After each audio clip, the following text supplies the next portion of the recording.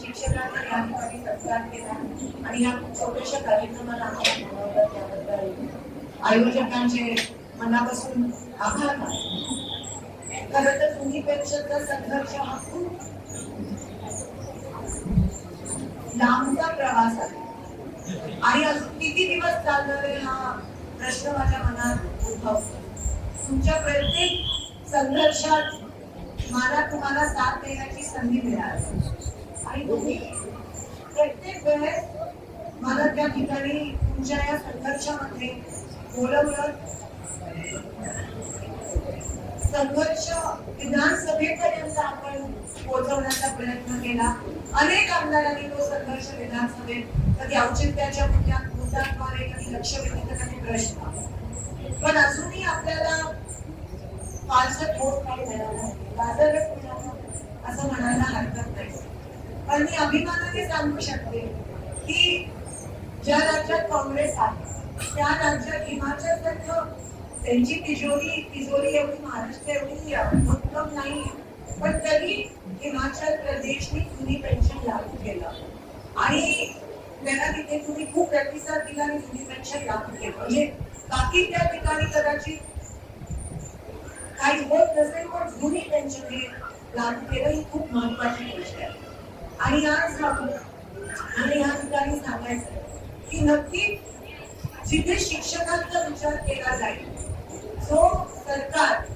जे सरकार शिक्षकांना मान सन्मान देतं ते नक्की जुनी पेन्शन लागू.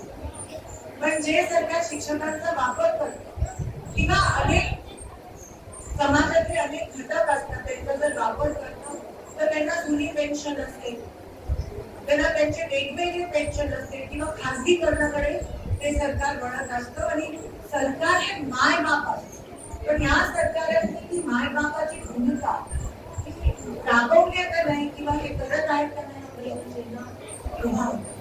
मला तुम्हाला या ठिकाणी कोणत्याही प्रकारच्या अडचणी करायचं नाही. यातून सरकार थोडा आहे, पण ही वस्तुस्थिती आहे की जो सपोर्ट तुम्हाला सरकारकडून अपेक्षित होता जुनी पेन्शन साठी तो तुम्हाला मिळाला नाही.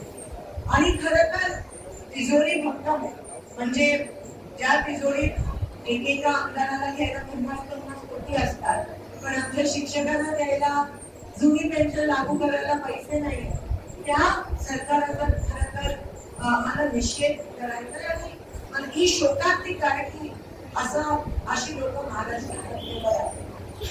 पण एक रोष मी ग्रामीण भागात जेव्हा फिरते तेव्हा शेतकऱ्यांमध्ये शिक्षकांमध्ये रोष दिसून येतो आणि मला अशी आशा आहे की येणाऱ्या काळात नक्कीच बदल होईल आणि तुम्हाला सगळ्यांना जुनी पेन्शन लागू होईल. आणि काळजी करू नका, तुमची ही लेक तुमची ही बहीण सदैव तुमच्या पाठीशी नाही, समोर नाही, पण खांद्याला खांदा लावून तुमच्या सोबत हा संघर्ष आणि लढाई करत राहील.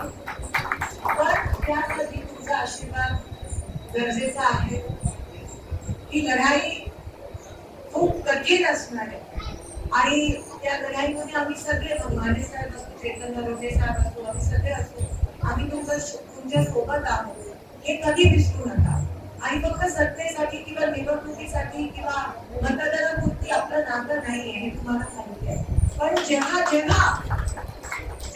तुम्ही मला एका हाकेला धावून येऊन मी तुमच्या या संघर्षात सहभागी झाले आणि ते मी माझं नशीब समजते, ते मी माझं अहोभाग्य समजते की तुम्ही मला या जुनी पेन्शन चळवळीचा एक छोटासा भाग बनवला, हे मी माझं नशीब समजते.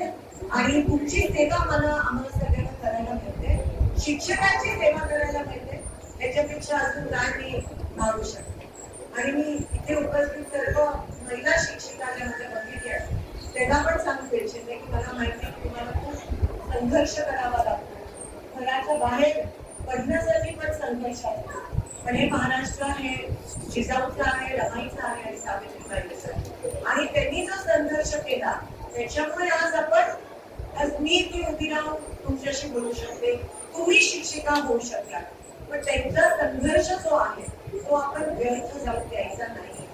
आणि म्हणून महिला शिक्षकाला मान सन्मान मिळालाच पाहिजे, शिक्षकांना मान सन्मान मिळाला पाहिजे, त्यासाठी जुनी पेन्शन लागू होणं अतिशय महत्वाचं आहे.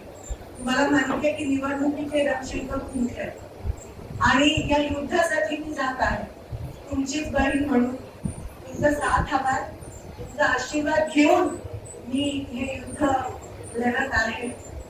तालुका वाईज गावोगावी वस्ती वस्तीवर तुझे सहकारी मला भेटत असतात, मला आशीर्वाद देत असतात. एक महिना त्या ठिकाणी आता राहिला आहे. तुझा साथ जसं मला असं वाटतं आपण एकमेकांना साथ देत आहोत आणि जसं मी तुमच्या संघर्षात सामील आहे तुम्ही पण माझ्या संघर्षात सामील व्हा अशी मी तुम्हाला विनंती करते. ही लढाई माझ्या एकटीची लढाई नाही, ही आपल्या सगळ्यांची लढाई आहे. ही लढाई मी तुमच्यासाठी लढत आहे, कारण का तुम्हाला न्याय मिळाला पाहिजे. गेले 10 वर्ष खूप अन्याय सहन केला आहे, खूप त्रास सहन केला आहे. महागाईचा त्रास असेल, ज्या ठिकाणी जुनी पेन्शन न मिळाल्याचा त्रास असेल, बेरोजगारीचा त्रास असेल,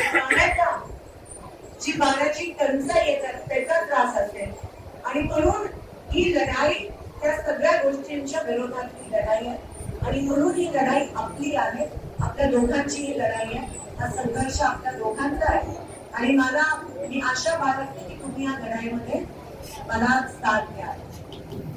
जाता जाता फक्त मला एकच गोष्ट या ठिकाणी म्हणायची की तुम्ही बघत असाल की जे भाजपचे आहेत उमेदवार काही दिवसापासून शिंदे साहेबांबद्दल काही आरोप प्रत्यारोप चालले आणि मी त्यांना सांगितलं की मी उमेदवार माझ्याबद्दल बोला, पण अजूनही ते त्यांचं चालू आहे, त्यांची टेप चालू आहे. मोठं बोलायचं पण रेटून बोलायचं ही त्यांची परंपराच आहे आणि हे ते कंटिन्यूच करणार आहे. ते म्हणतात की त्यांच्याकडे पुरावे आहेत आणि मग जर त्यांच्याकडे पुरावे आहेत तर मागचे 10 वर्ष ते गप्प का बसले? करायची होती कारवाई, करायची होती अटक, का गप्प बसले? म्हणून हे सोलापूरकरांची दिशाभूल कशी करायची हे यांना मस्तपैकी जमतं. मला या निमित्ताने तुम्हाला अजून एक गोष्ट या ठिकाणी सांगायची आहे की हे तर त्यांनी केलं, शिंदे साहेबांवर आरोप प्रत्यारोप खोटं बोलतात, वेगळं बोलतात, पण माझा अंदाज असा आहे की कामाच्या मुद्द्यावर ते कधी बोलत नाही आणि म्हणून काही दिवसानंतर एक 30-35 दिवस इलेक्शनला राहिले ते कदाचित माझ्यावर आणि माझ्या कुटुंबावर वैयक्तिक आरोप सुद्धा करण्याची शक्यता आहे.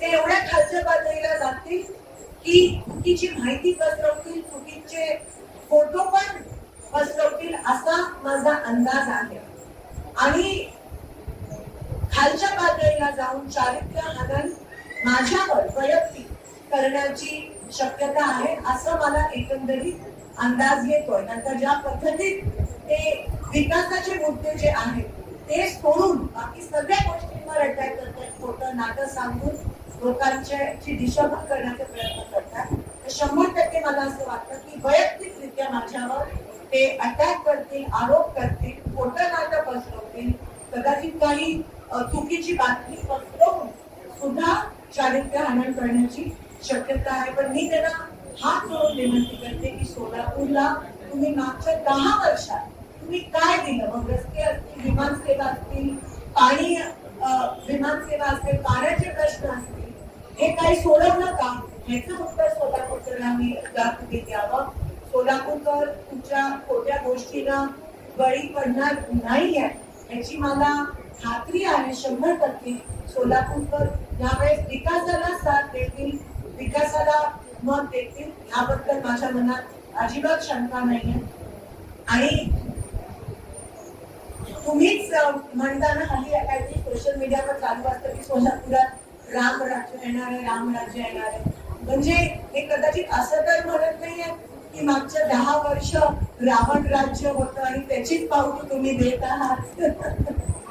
म्हणून मला असं वाटतं आपण ह्या लोकांपासून सावध राहूयात आणि मी एवढीच विनंती करते की येणारा जो संघर्ष आहे तो आपण मिळून लढूया आणि तुम्ही मला आशीर्वाद द्याल.